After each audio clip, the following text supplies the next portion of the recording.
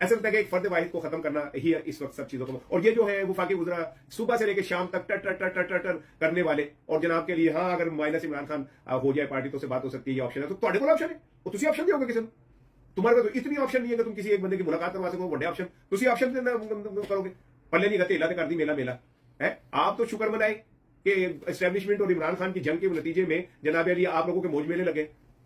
आप जैसे नाहल लोग जो है वो हुकूमतों से जुड़ के बैठ गए, काम के नकाज के दुश्मन अनाज के बैठ गए सुबह से शाम तक। आप जी हम ऑप्शन देते हैं, आप ऑप्शन देते हैं, आपके पास है क्या जो आप देंगे ऑप्शन? आप इस जोगे तो है नहीं कि आप अपने तौर पे किसी एक शख्स से पॉलिटिकल डायलॉग कर सके।